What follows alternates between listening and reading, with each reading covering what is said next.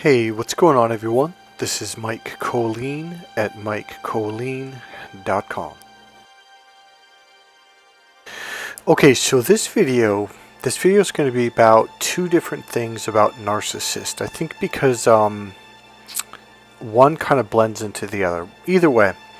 So we're going to talk about an easy way, well, it may not be easy, but it's a definite way to identify a narcissist.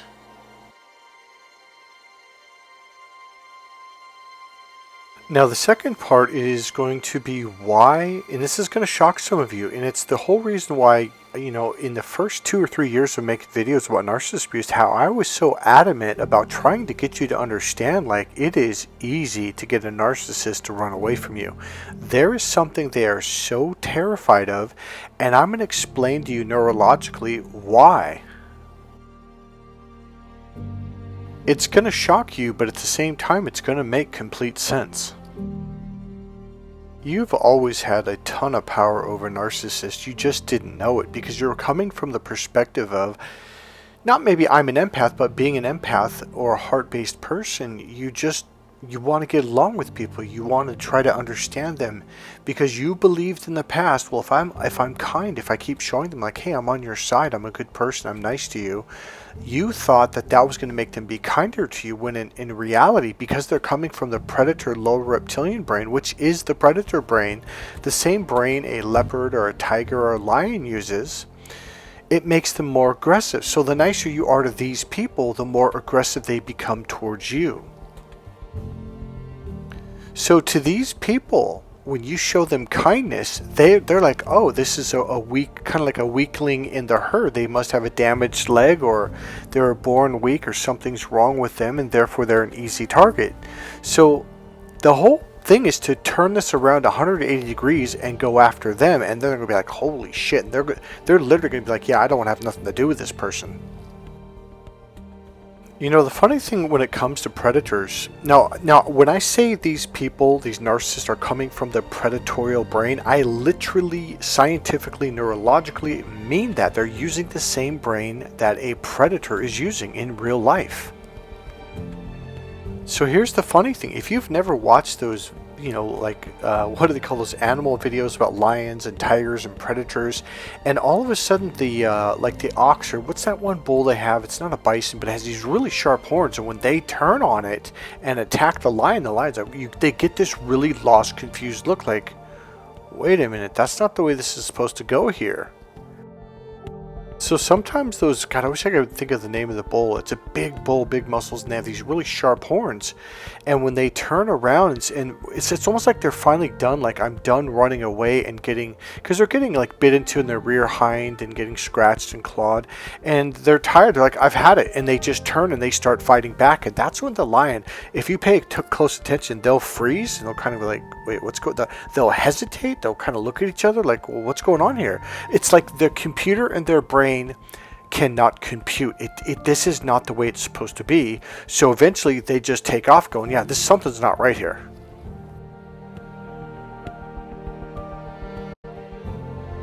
Okay, so let's go back to the first part. I'll get back to this part next. It's kind of fun. So how to identify a narcissist? This is just one of the ways, okay? This is something that they absolutely cannot hide, okay? I saw it when I was a kid, but I didn't know what it was. I knew it was weird. I was like, okay, this is different. Now here's what it is. A narcissist cannot show genuine empathy. They cannot genuinely care about another person, regardless of how bad the situation they're in. They broke a leg, they got in a really bad car accident, and here's the deal. They can't relate. It doesn't make sense to their brain. So they have no genuine empathy for people, and the key word is genuine. They learn like the right things they're supposed to say, because when they're younger, people will go, dude, what's your problem? Like, why are you like that? And they're like, and I remember a friend of mine goes, what? Like, what's the problem? And I'm going to give you a real life story from my childhood. As they get older, they learn like, oh, I'm supposed to say certain things when someone gets in a car accident, or one of our friends is in the hospital because they got hurt. Like, they learn what to say, but if you look at their face, it's kind of like an emotionless, expressionless face, their eyes. It's kind of like there's this calculating thinking going on. There's no genuine caring. And the other thing is they might say the right thing or the right things and then change the subject like it never happened. It's kind of cold. Okay, it's very cold.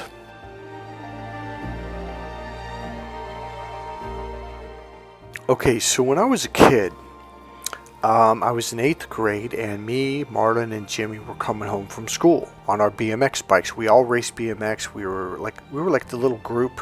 Everyone knew us, like we were the crew, and we had a couple external friends on the outside of our circle. Like we were like the main ones, because we lived really close together, and we knew each other like really well. So one day, I remember we were coming home from middle school, 8th grade, and Bobby joined us. Bobby was a good friend, but he wasn't like really, really close. But he was a really good friend, but he wasn't kind of part of the group. He kind of attached once in a while. So we're all going home, and Marlon all of a sudden, now I'm in the front, Marlon's behind me, and Bobby and Jimmy are behind both of us. And we're on the frontage road going through Napa Valley, going up towards the valley, just before Salvador. So there's a big ditch between the highway and the frontage road, and it has these big sharp rocks to keep from erosion, right? Now these are big boulder type broken stones and rocks, and they're sharp. So all of a sudden Marlon out of nowhere goes, "Jimmy, don't!" And I'm like, "What?" He goes, "Oh, Jimmy's gonna do it." I'm like, "Do what?" And he goes, and then Marlon goes, "God damn it, Jimmy, don't!" And I remember looking at Jimmy, and Jimmy had this, it was literally a calculated look in his eyes, and he was looking at Bobby, and I'm like, "What's going on?" And all of a sudden, Jimmy cut Bobby off, and he went down into this, like that ravine thing with the big sharp rocks. It was kind of an angled drop, so it was about probably 8 feet to the bottom, but when he first hit, he probably hit about 4 feet. But we were going pretty fast, probably 25 miles an hour on our BMX bikes. And he went up and over the curb, and he flipped over, and he got cut up pretty bad, and he broke his arm, and you could see the bone kind of sticking up on under the skin. Now Bobby's crying, and the thing is, Marlon was yelling. It kind of distracted me at first. He goes, "God damn, Jimmy, why did you do that?" And Jimmy goes, "What? Like, like what's the big deal? Like, what are you bitching? Like, I'm sorry for saying this, but kind of like, what are you bitching at me for? Like, what's the problem?" Like, he literally didn't understand. And I remember looking at Jimmy, and I go, "Why did you do that?" And he kind of looked at me with this blank stare, and he looked at Bobby like he was studying Bobby, like he was trying to understand why he was crying. In fact, he even said, he goes, "Why is he crying?" And that flipped me out. And I'm like, "You broke his arm." And he goes, "So?" Like, and it wasn't being a smartass. He literally, like, I remember looking at it like he couldn't relate. He couldn't understand. So a couple times before that, me, Marlon, and Jimmy would go to Marlon's house, and I didn't catch it at first, but Jimmy would always wait across the street and hide behind this big bush, and I didn't catch it for a while. And one day, we put our bikes on the porch, and I opened the door, went in, and I turned around, and I'm like, "Where's Jimmy?" And Marlon goes, "Oh, he's across the street." And I'm like, "Why?" He goes, "Oh, he's not allowed in my house." I'm like, "Why?" He goes, "Oh, my dad doesn't like him." Well, it turns out his dad kind of figured it out that Jimmy was a psycho, and as kids, I know Jimmy was great at football. He was tall, he was good receiver, he hit hard, and he was really good at BMX. And so as a kid, he just seemed like one of us. And so there was another time when we were walking to the high school dance after a football game. So it was nighttime, probably like 9:30 or 10 or something, I don't remember. And we're kind of going through like the tall grass on the backside of the building, etc. And there was a cute little kitten, or not a kitten, but probably a young cat, and he had these big like hiking boots on, and he just walks up and just kicks it really hard and launches it in the air. And I go, "Why the F did you do that?" He goes, "What's the big deal?" And I go, "You hurt that cat." And he goes, "How do you know?" And I'm thinking, what? So I kicked him in the side of the calf super hard 3 or 4 times. He's like, "Ow, ow, why are you doing that?" I go, "That's what you did to the cat." And I remember him suddenly, like the pain didn't matter, and he looked at me, and he looks at the cat, And he had this, like, he was trying to make the connection, but he couldn't. And that's the thing. It wasn't even a malice thing. It was a kind of a curiosity thing. And I remember, I don't know if it was Bobby. Yeah, it was Bobby. And he goes, why is he crying? Like, and it was a genuine, like, tone of, I don't understand. He didn't have that ability. And that is a narcissist. These people learn what to say, because as a kid I kicked him and I yelled at him, and when he heard Bobby, Marlon yelled at him, I yelled at him, like, why did you do that? So his brain was looking at us like, why are we upset at him? Like, he couldn't understand. He literally didn't understand. So what they end up doing is they start learning, okay, what do other people do in these situations? What are they supposed to do? What are they supposed to say? So robotically they memorize this stuff and then they regurgitate it. But you can see in their expression, there's just something not connecting. There's no genuine emotional connection to the words. And even the tone of the words are kind of not right. Or it could be someone going through a divorce, or, maybe not some major thing of breaking their arm, but some other situation. And there's just, you look at them and you can just feel it, like they just don't get it. Now, here's the thing that no one has ever explained to you, and this is my specialty in the left and right brain processing. The left brain is the external brain. It's constantly looking to other people. What do you think? What do you think? What do you think? Now, a right brain person is tuned into their own emotions and feelings and their thoughts inside, so they tend to think for themselves. Now, a balanced person is someone who can externally receive information and then process it for themselves. So they take external information, so they listen to it, they can bring it inside and then process it and go, well, what do I feel, think, and or, whatever about this information or this experience. So here's the thing about narcissists. They are very external. They're very stuck in their left brain because they don't want to get hurt emotionally. Now, it's kind of an odd thing because, how do I say this? Because they actually get hurt more because they're not grounded, they're not balanced. And and I'm going to teach you a way to take advantage of it. So you can essentially scare them off so they can leave you alone. Now, because they're so external, this is why they need one or multiple what do you call them, targets. There's another word for it, but they have a bunch of people, one over here, one in this city, one there. They call it source, because here's what they need. Because they're so external, they need external approval. They constantly see the external person goes, what do you think? They're going outside of their body. They're looking to other people's thoughts, feelings, and opinions and beliefs. So they need someone to constantly reassure them. So when they go out in public all by themselves, they kind of clamp down and they play a role. That's what's called their mask. They put the mask on and, okay, I'm happy. I'm a good person. I'm smiling. These are my friends.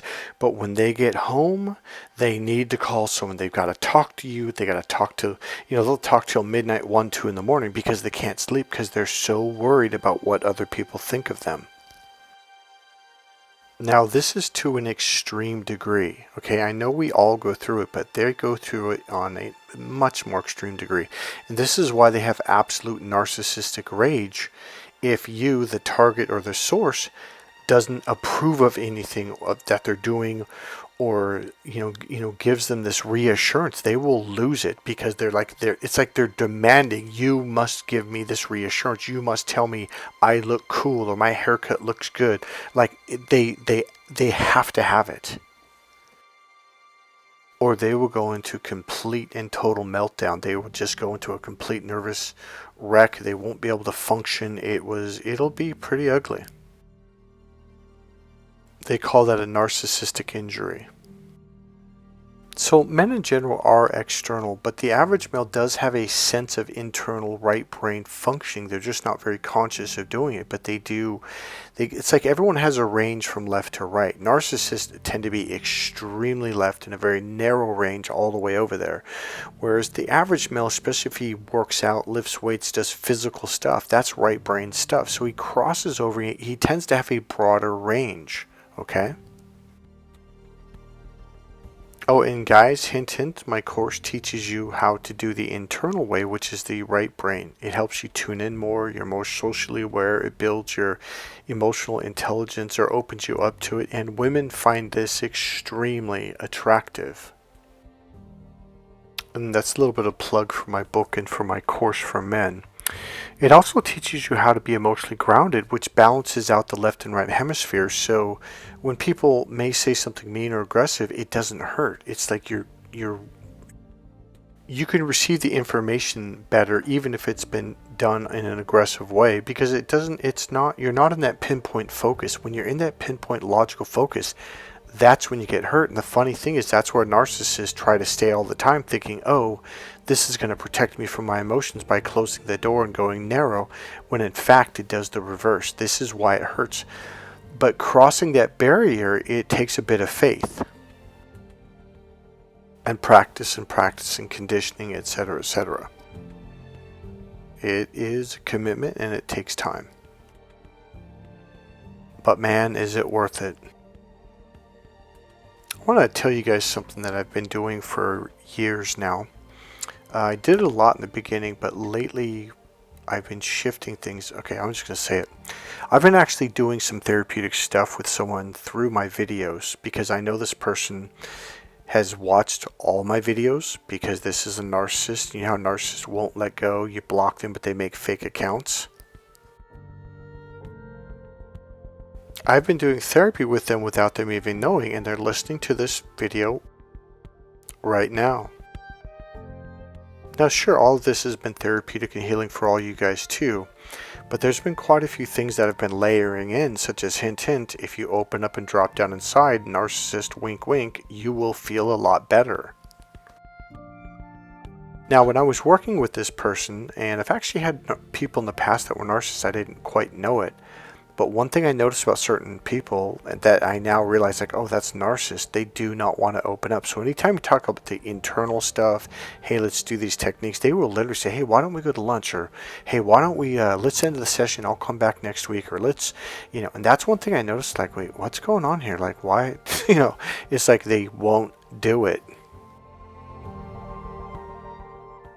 So just to end that note, I've been doing a therapeutic thing for a long, long time through my videos. 'Cause I'm awesome. Oh damn, I just hurt the narcissist feelings. 'Cause only one can be awesome. Now, because narcissists are so external, everyone has to agree with them on everything and see it their way. That's why they have to completely control you, dominate you, tell you what to say, tell you what to think, make you believe what they believe, think the way they think, see things the way they see things. This is why they are so manipulative with the people that are in their close circle or their target or their source, okay? Because they can't have it any other way, because they're external. So everyone outside of them has to approve of them, see things the way they see it, agree with them, like the way they dress. I mean, it is an extremely exhausting, controlling experience. Now here's the deal, because they're so external, it actually makes them very, very sensitive emotionally, okay? And this is why they demand that everyone around them has to say, think, and be the same way, and approve and agree with them, etc., etc. But there's something that you never quite caught. A narcissistic rage is caused because they're so insecure. Now, insecurity means they don't have a sense of self. Well, what does that mean? It means they don't drop their awareness down inside and think for themselves.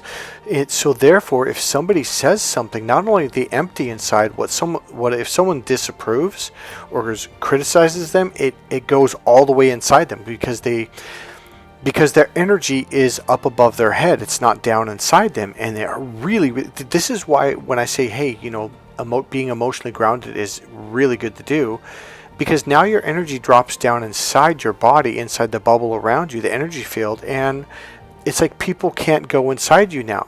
But if your energy is from your forehead up, people can poke you all day long and their energy can go inside you. And that's what causes the pain, the emotional hurt. So when you're emotionally grounded, it's like, hey, someone could call you a name or this and that or disagree. And, you can actually have an actual conversation with them versus, flipping out.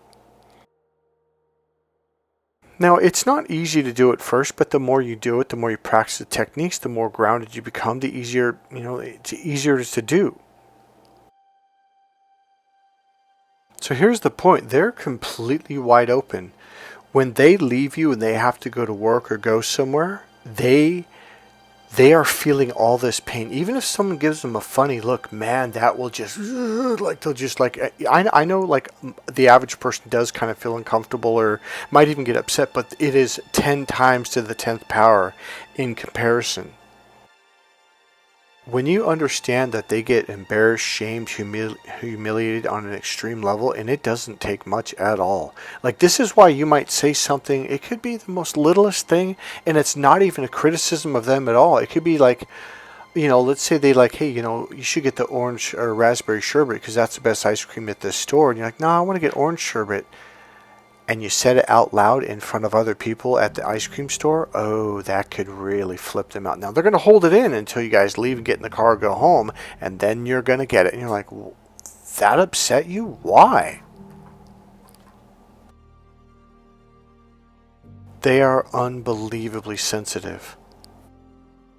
Remember, they don't have what we call an NLP or hypnosis, an internal track. They are completely external. Like, well, what's the right thing to say? Well, what do you think? Well, what do you think? And they really watch people around them where they work. Okay, how do they say it? Like, what do they say? Okay, I got to say it like that. Okay, so that's what we believe in. Now, they might not tell people this, but they're really listening because they want to make sure they fit in. So being external to such a high degree, like, which is pretty much 100%, they're at the mercy of everyone around them, and that's what you never knew. You could say the littlest thing and it will stick with them for the rest of their life. Alright, so there's this one narcissist. He was out there in the Midwest, and he flew out here, but he thought there was something weird about his head, and I don't remember. I think he said when he was a child, his mother or father said something to him once, and it was a joke, and it stuck with him for his entire life. And I remember he mentioned it, and it's like, yeah, my head's kind of weird, isn't it? I'm like, no. And this is before I knew what a narcissist was or what was going on. I'm like, no, it looks fine to me. Like, and he goes, no, look at it from the side. I'm like, yeah, it looks fine to me. Like, I couldn't find anything wrong with it at all, and but he kept bringing it up, and I'm like, dude, like, what do you want from me? Do you want a signed confession? And I did mention, like, no, I think they were just messing with you, being playful and funny, and I think you took it way too serious. Now, I didn't know what I was dealing with at the time. Now, that conversation came up multiple times. Then there was another one that came up casually a few times in person on the phone, and he had this complete, on his left arm, this complete, what do they call it? What do they call it? Hold on. I think it's called a tattoo sleeve. It's where the entire arm from shoulder to wrist is completely covered in tattoos. Now, this guy was up north in Wisconsin. He flew out to take one of my courses, and that was a really big deal to him. And one day he said it on the phone, he said it again and again, and then he brought it up casually, and I was like, no, I think it looks cool, man. Yeah, and the thing is, sincerely, I really did think it looked cool. And he kept bringing it up, and at first I thought, wow, this guy's got a really bad memory. Like, he's brought this up at least 6 or 7 times to me. So he had just flown out. And he goes, what do you think about my arm sleeve? I'm like, well, I saw it on the pictures, and I saw it when you first came out, etc. And I'm thinking like, man, this guy does not have a good memory. I go, honestly, I go, dude, I really think it's a cool tattoo. Well, a few days go by and we were walking down the street and I forget where we're going. I don't know if we're going to a restaurant, but we're going somewhere. And he brought it up and I looked at him like, man, like we've had this conversation 3 or 4 times since you've been here. And I kind of like stared at him for saying like, I told you, I like seriously like it. I'm not bullshitting you, dude. I think that is one of the coolest tattoos. Like it was done right. Now this went on again as we were walking the same sidewalk, the same day, the same moment, and he brought it up again and again. He brought it up, I would say 8, 10, maybe even 12 times, and I just like, what do you want from me? It's cool, it's awesome, and like I mean it, like and I literally flipped out, and I'm like, I don't understand, like what is the I go, do you like it? And they got this blank stare, like, huh, I never thought of that. I remember saying, like, you shouldn't get something that's life permanent like that, especially a tattoo, if you don't like it. Like, they do the tattoo, they put it on you, and you look at it. And if you don't like it, you shouldn't do it. You should do it because you like it. So this person was just begging for reassurance. It looks cool, right? And it's like, yes. So the point being is they literally will beg for reassurance, and that's something that you guys never really caught on to. It's like they're forcing you to constantly do, and the thing is, like, no matter what I would have said that day, I guarantee you, he'll bring it up tomorrow, he'll bring it up next week, it'll never stop.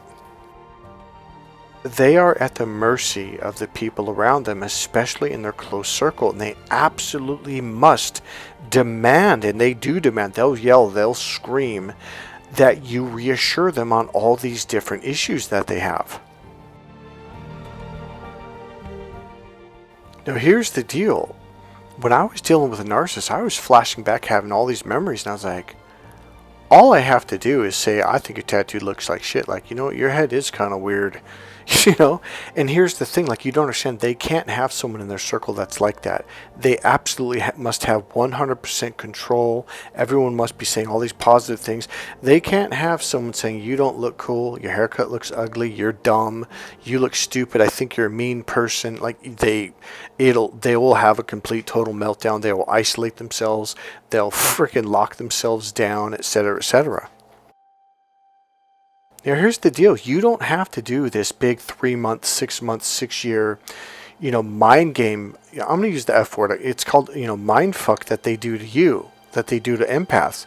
You just disagree with 2 or 3 things, and I am telling you, they will frickin' lose it. They'll have a narcissistic injury, and they will have a narcissistic rage, and they won't be able to sleep. They won't be able to, eat right. Like, they're just, and it doesn't take much. So trust me, if you're that one person constantly telling them, like, no, I don't think what you're doing is right. No, I don't agree with you. They are not, they'll yell, they'll scream, they'll do narcissistic rage, but eventually, like, you will not be in their circle, which is a good thing. And that, ladies and gentlemen, is how you get rid of a narcissist. Now, I'm not saying walk around doing this to people, but if you recognize that someone is a narcissist and they're yelling and screaming at you, controlling you, demanding that you believe what they believe, throw it right back at them and they won't be around much longer. The absolute worst thing that you can do is be nice to them, coddle them, try to get them to calm down, try to understand, and no, that's not what I mean. Don't do any of that, just because they're going to keep coming back. The whole reason why they keep coming back is because you make them feel good. And they need that desperately. They have to have one or more people in their lives reassuring them, making them feel good about themselves, etc., etc. So if you stop doing that and you're just being blunt and honest, they're going to kick you out. But if you continue being nice, trying to get them to understand you, blah, blah, blah, they're going to keep coming back. It's a choice, and it's also really easy. Alright, ladies and gentlemen, that's it for this video. Hey, Hey, if you like this video, please click subscribe, click the like button, go ahead and make a comment, and if you'd like, you can go ahead and make a donation. There is a PayPal link right there in the description box. God bless you guys. I'll see you in the next video. Bye.